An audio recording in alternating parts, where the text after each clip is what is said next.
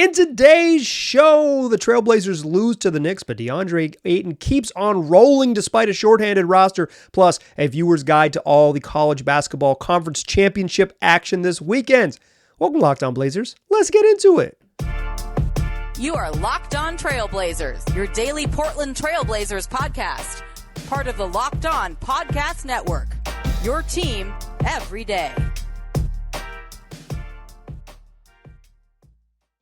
What up, world? It's your past first point guard and Trailblazers reporter, Mike Richmond. Listen to another episode of Locked On Blazers, part of the Locked On Podcast Network, available wherever you get podcasts and also on YouTube. Thanks for making the show your first listen each and every weekday, coming at you Monday through Friday. So make it a part of your daily routine. Make it your first listen and tell your friends to do the same. It's Locked On Blazers, your team every day. In today's show, a fun Friday episode for you. I feel like I say that every Friday, but I do try to make the Friday ones fun. Head into the weekend with a little bit of enjoyment. We're gonna talk a lot of college basketball, a lot of draft stuff in today's show, but we're gonna start with the game. The Blazers played the second night of a back-to-back against the Knicks. Recap that one for you. I got a Friday viewing guide.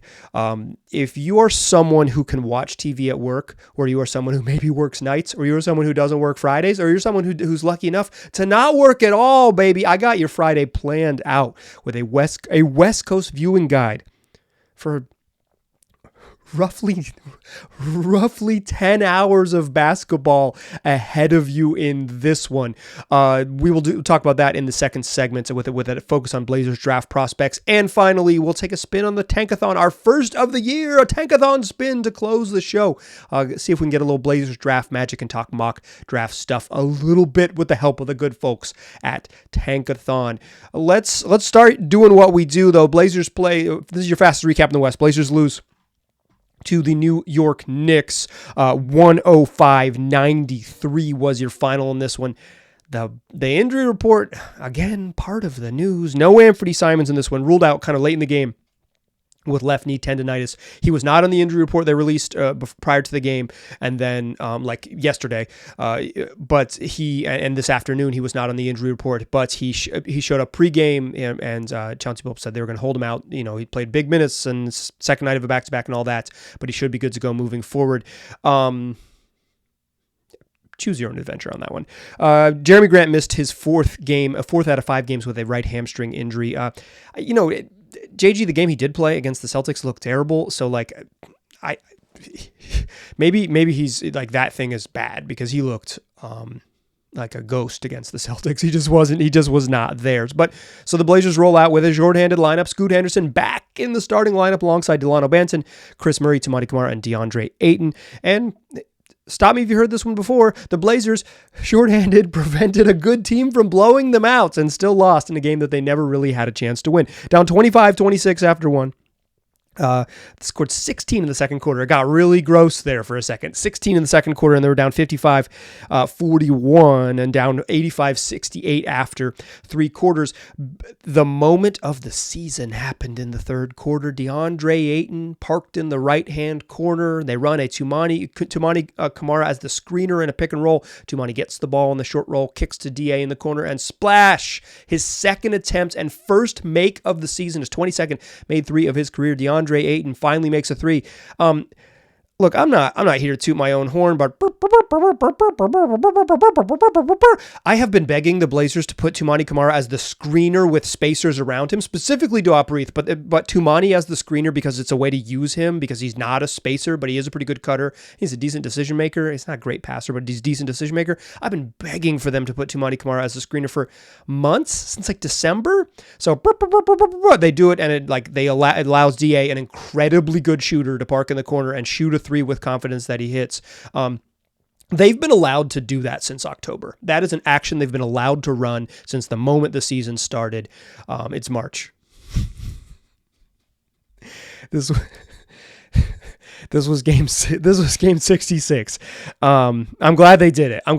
Huge moment in the third quarter. Blazers down 17 after 3, but they rip off 7 straight to open the fourth, and all of a sudden it's just a 10-point game, and they kind of just hung around. The Knicks built the lead back up to close to 20, but never really put the Blazers away. Led by as many as 22, but never buried this team because the Blazers they hung around and they ended up losing 105-93. That's your fastest recap in the West. DA continues just to be really really good. 31 points, 14 rebounds, including 6 on the offensive glass. He played 40 minutes, 12 of 21 from the floor, hit a 3, took 6 free throws in this game. When Deandre Ayton takes free throws and hits 3-pointers, he's a totally different basketball player. He's season high 6 free throw attempts. That's not true, but I'm kidding. But he takes free throws. It allows him to, he takes so many 2-point jump shots that if he goes 12 of 21 in a normal game, it's like, okay, that's, he's going to really have to make them. He needs to shoot like 65% based on a shot diet. But if he's going to take a 3 every now and then, he's going to get to the free throw line, get some easy buckets where he's a good free throw shooter, different basketball player. It was clear early in this game that DA missed the spacing that Anthony Simons provides. No JG, no Anthony Simons, obviously no Malcolm Brogdon or Shaden Sharp. And it's like, you're just missing all of your offensive creators, all the guys that scare people. And it was clear very early in this game that DA missed that space. They were able to dig down and help at his sort of office at the nail. He wasn't getting as much space on pick and rolls to kind of get into his mid-range jump shot.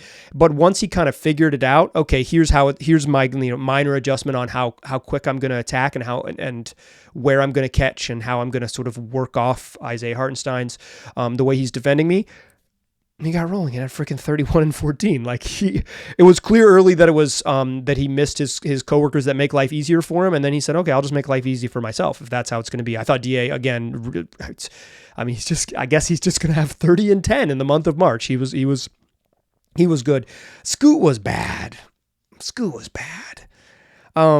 Blazers got 16 from Delano Banton and 10 from Chris Murray, who continues to be a competitive defensive player, but only 2 turnovers for Scoot in his 26 minutes. That seems to be right where they're kind of monitoring his minutes when he played the other night against the Celtics. That was kind of same range for him, right? In that sort of half the game range on the minutes limit as they're kind of. They're clearly watching him. They're clearly not going to run him up and play him 35 so he can just stay healthy and continue to play games. But he was just bad. I feel like the big problem with Scoot right now is he doesn't have a move or a go-to spot on offense where you're that's his spot. He doesn't have that.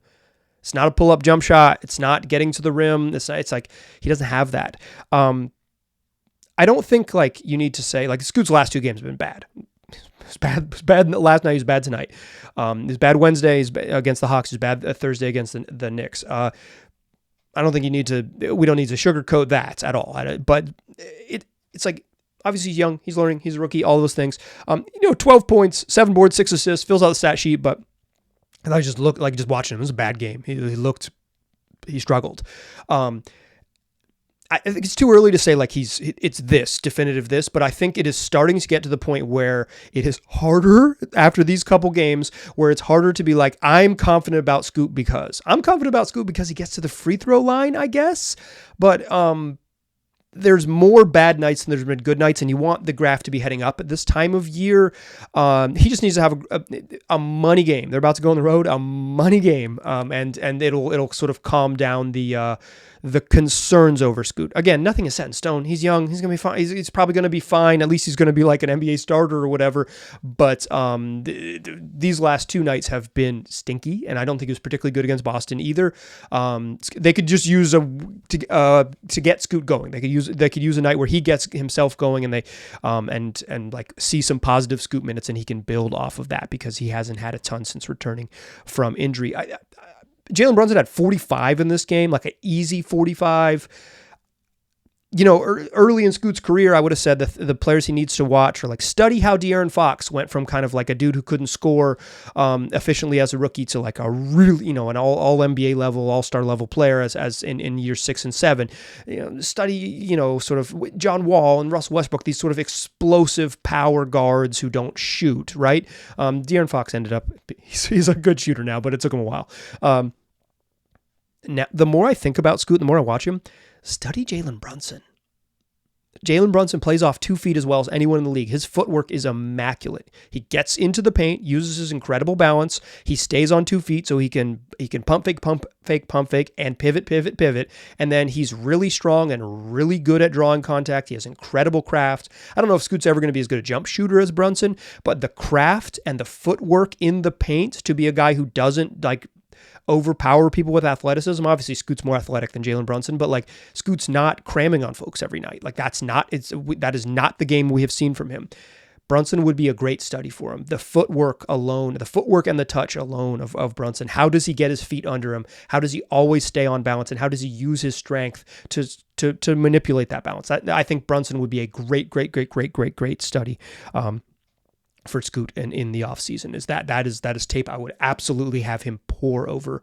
And then that's skill work too. Like footwork is skill work. You can go hammer that footwork and make sure you have it, because I think Scoot can get a little hurried and end up taking bad shots. But if he didn't get hurried because his feet were great, like Brunson's, he could be way more effective.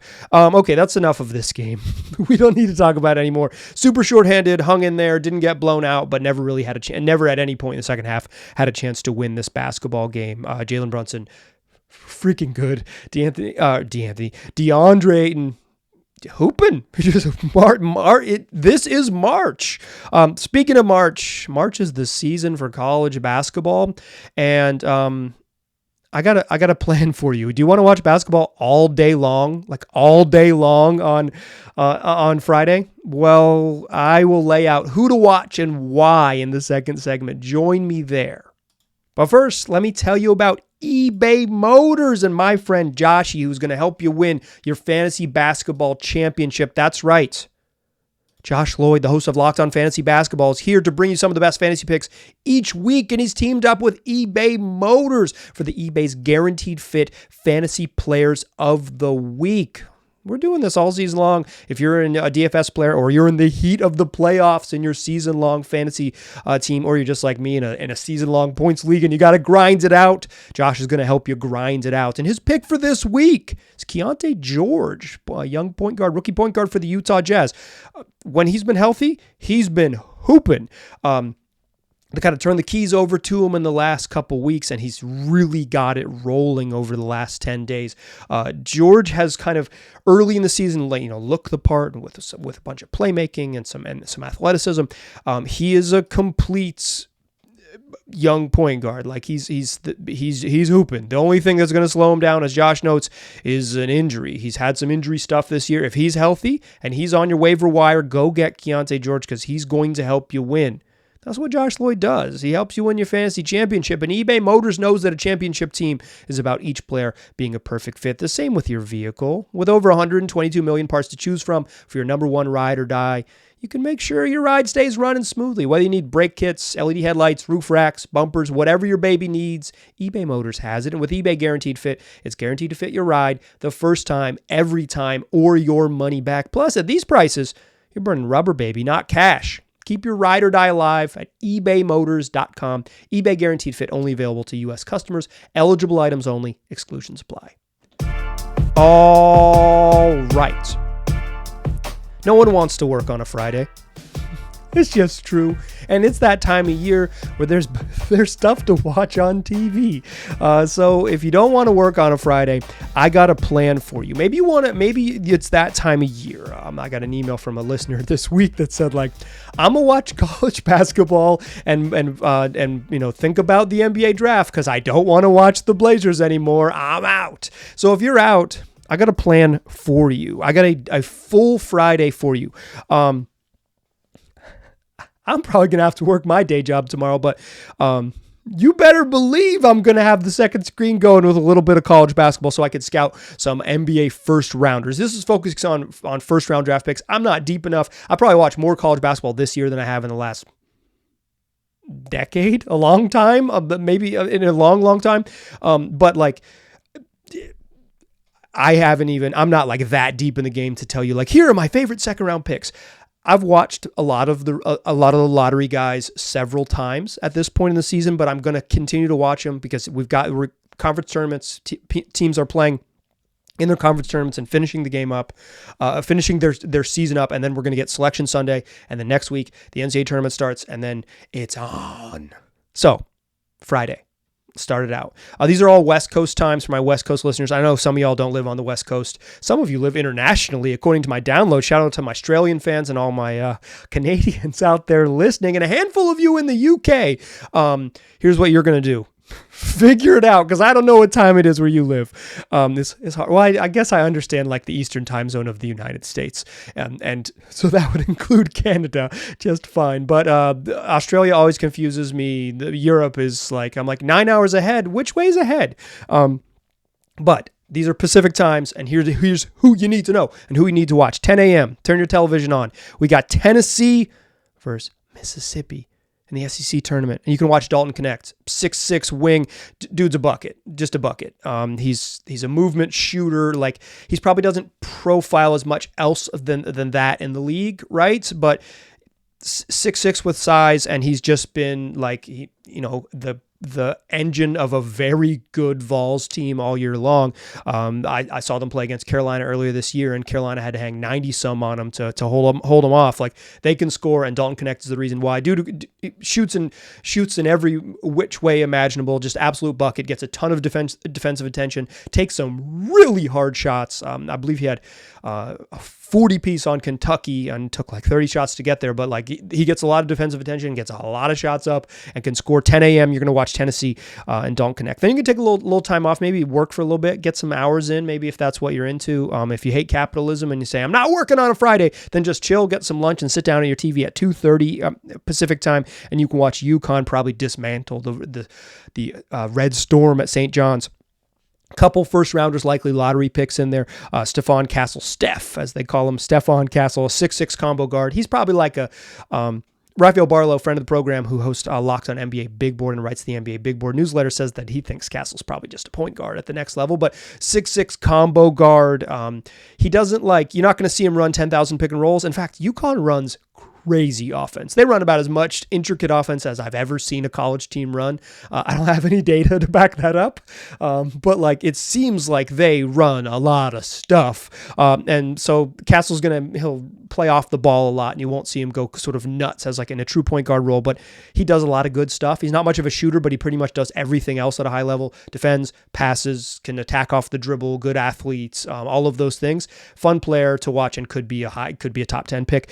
Big guy for UConn, Donovan Clingan, also worth getting eyeballs on. That's at 2:30. At 4 p.m., rolling right into the next game. Kentucky plays Texas A&M in the SEC tournament, the second SEC game you're going to watch on Friday. Reed Shepherd and Rob Dillingham are who you're going to watch. Two guards, maybe not perfect for the Blazers, but I think if you're going to do the NBA draft scout thing, you got to know everybody, because you need the breadth of knowledge to be like, why passing on one guy is worth it. It can't just be fit. You kind of have to know the whole field, and also what else are you going to do at 4 p.m. on a Friday when you're not working and you're watching college basketball. Kentucky, Texas A&M. Reed Shepherd, 6'3" combo guard. Sam Vecini of the Athletic said early in the season that he thinks Reed Shepherd was the best player on Kentucky, and I think the world has come around to that take that Sam Vecini laid out in December. Shepherd just does a lot of good stuff. He scores in a whole bunch of ways. He's probably a point guard at the next level, but he's like a below the rimmy type point guard, but he shoots. He's got craft. He's not a bad athlete. He's just not a leaper. But he's athletic enough to certainly be an NBA player. He might be a top 8 pick. He's certainly a good enough athlete to get there. I heard someone compare him to Michael Conley, which I kind of like, which is craft, shooting skill, defensive acumen, does a lot of smart things. Reed Shepherd is an interesting combo guard to watch. Rob Dillingham's probably straight point guard. Listed at 6'3". I don't think he's that tall from watching him. Maybe not a great fit on the Blazers specifically, but another guy who's probably going to go in the high lottery, worth getting eyeballs on. Then you can roll along, and at 6:30 you can watch Duke in the AC. Wait, hold on. Wait, I'm getting a call in. I'm hearing Duke lost. Go Wolfpack. So you're not going to be able to see Kyle Filipowski in the ACC semifinals, because Duke didn't win a game in the ACC tournament. They'll be chill until next week. Enjoy the time off, Flip. Enjoy the time off, Coach Shire. Go Tar Heels.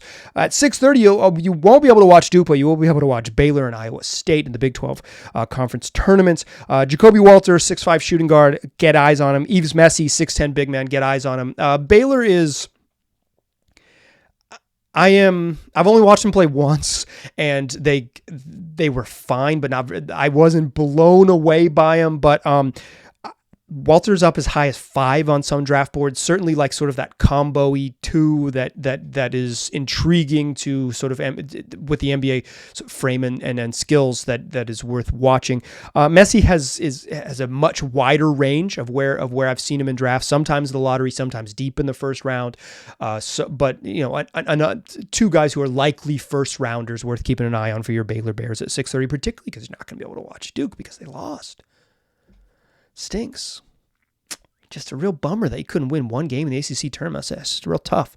7:30, closing in on the end of the game, or end of our evening here, watching Friday basketball. You're gonna watch Colorado maybe play Wazoo and get eyeballs on Cody Williams, 6'8" forward for the Buffaloes. As I'm recording this I'm gonna timestamp it.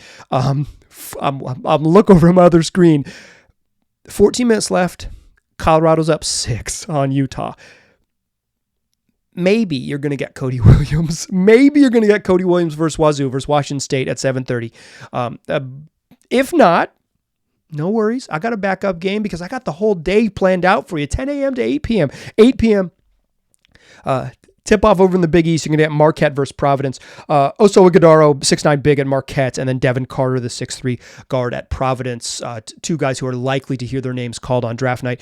Ighodaro is I've seen him, middle first round. Devin Carter's probably a second rounder, but he's like a good college basketball player and might creep up a little bit higher. Also, you're going to get to see Tyler Kotek, past first point guard's dream. That's your day. 10 a.m. to 8 p.m. You're not going to get to see Duke. That's a real bummer. I heard Duke lost. Yeah, they did lose today. That's the big news, but that's a day for you where you could get a chance to see, what is that? 1, 5, 7, 9, potentially 10 first rounders, 7 of those likely lottery picks. Quit your job, watch some TV, enjoy yourself. It's Friday in March, and we're getting set for this is the most fun 2 weeks of the year. The conference tournaments and then the first weekend of the NCAA tournament is the most fun college basketball stretch of the year. There's better games and the Final Four is fun and all that, but this is the stretch. Colorado hit a 3. They're up 9. We're probably going to get a 7:30 Buffs game. Let's have a little fun to close the show and to the final segment. We'll take a spin on the tankathon and talk about what happens. We'll do it live, and wherever the Blazers land up in the tankathon, we'll talk about what I might do with those draft picks. Join me there because I'm in draft mode. So join me in draft mode. First, let's talk Stitch Fix. Do you know that confidence you get from wearing an outfit that makes you look really good? Well, that's what you can get with Stitch Fix. You can easily upgrade your wardrobe this year with a professional stylist that's going to help you find new and on-trend favorites that work for you. You give your stylist your size, your style, and your budget preferences, and then you order boxes when you want them, how you want them. There's no subscription required. And how it works is that your stylist, a real person picking out clothes for you, sends you 5 just for you pieces based on that information you give them, size, style, and budget. And then they give you outfit recommendations and pro styling advice. So here are 5 things you might wear, and here's how you can wear them together. You keep what works and send back the rest. They'll find just for you pieces that fit. But if you don't like them, they make it so easy. But if you don't like them, you just send them right back. The box literally comes with a bag. You put the stuff back in the bag, send it back to Stitch Fix. No questions asked. If you don't have the time or don't want to put in the effort to shopping, Stitch Fix can be a great solution for you. It's style that makes you feel as good as you look. Get started today at stitchfix.com/lockedon. That's stitchfix.com/lockedon. stitchfix.com/lockedon. Still a pass first point guard. I'm still Mike Richmond, and you are still listening to Locked On Blazers. It is that beloved time of year when we are going to one of our beloved websites, tankathon.com, and we're going to take a spin on their lottery simulation machine. I guess it's just a lottery simulation thing. How it works is that if you're watching on YouTube, I'm gonna do this live right here on the show. I'm gonna pull it up, and we're gonna get on over to it. I'll hit the lottery sim, and the Blazers, who are likely to get some picks, potentially, it looks like the Warriors are going to be in the play-in, almost certainly the bottom of the play-in, meaning they'd have to win 2 games to make the playoffs.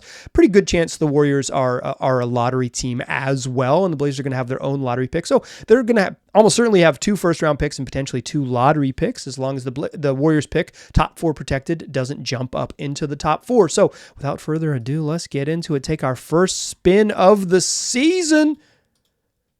Here we go. And the Blazers, oh no, a brutal one. They drop all the way down to 7th.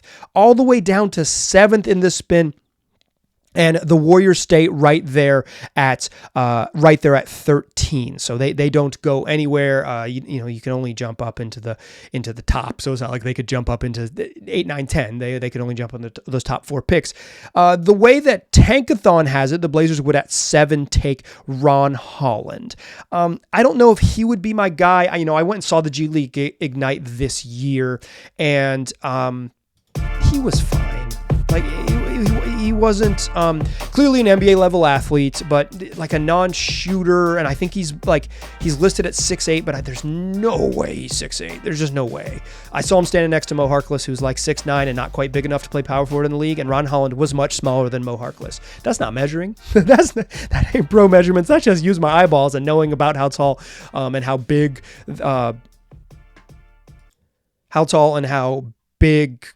Harkless is, right? And then Holland compared next to him.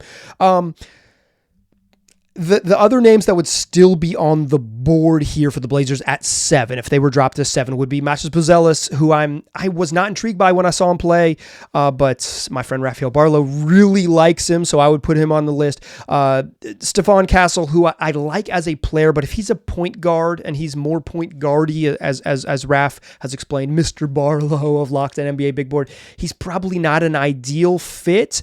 Reed Shepherd, too small, don't love him. I think you're picking, for me, if you're there at 7, I think you're likely picking, based on this board and how it has shaken out, likely between the 2 G League guys, between Holland and Buzelis. I think I would lean Buzelis just because of the intriguing positional size, but I wouldn't be, Holland is an NBA level athlete. I think he's kind of like more Andre Iguodala-y than like star level, like can run the offense through and wing. But Andre Iguodala is like a borderline Hall of Famer. That would be a pretty good outcome. If Cody Williams, who has been dropping on some boards because there's some concerns over his shooting and his aggressiveness, if he drops that far, take him in a heartbeat. I think that's a no question for me. The other Blazers pick in this particular simulation, they've got Donovan Clingan from UConn at 13 in the Blazers spot. The other names on the board here are Dalton Knecht and Yves Messi. I would be really intrigued by Kel'el Ware. He's a big man from Indiana he started at Oregon in his freshman year and then transferred to Indiana this year. He's big. He has block shots, has some outside shooting ability, just has like a modern big like center's game at a 7 foot, 225 pound frame. I think the way Deandre Ayton has played, that it's like draft a center is less appealing because he's just hooping in March, right? He's just playing so dang well in March. But if though, at some points fit matters, but if that's the high upsides spot and you're saying like depth at center has been a problem for the Blazers all year, I wouldn't be opposed to it. If you're picking there at 13, some other names that might be in that range, Ryan Dunn from Virginia, really good defensive player, but he's like, doesn't have elite positional size, but he's excellent defender. And Tyler Smith out of the G League. Would I take 2 G League guys after seeing Scoot's kind of growth in the league? No, I don't think that would be a particularly good draft. So maybe if you take Buzelis or Holland at 7, turning around and taking Tyler Smith, not necessarily. You could take Kyle Filipowski from Duke if he's there as well.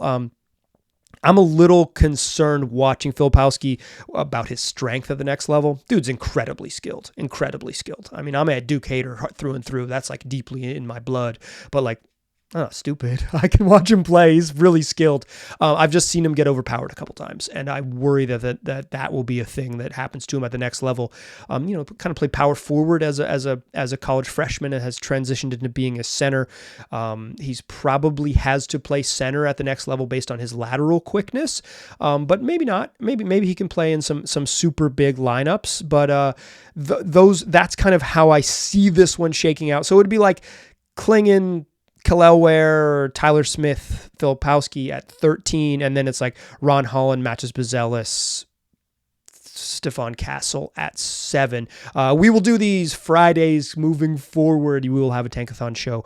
Not every single Friday, depending on the kind of the schedule, but many Fridays. Look for it when we'll do Tankathon most weeks, and it'll be Friday show. Send you into the weekend with a little good luck. I promise one of these days we'll win this thing and end up with simulated Alex Sarr on the roster. That's going to do it for the program. It's what we do 5 days a week, wherever you get podcasts, and also on YouTube. Come back next week. We'll do 5 more of them. I appreciate you listening.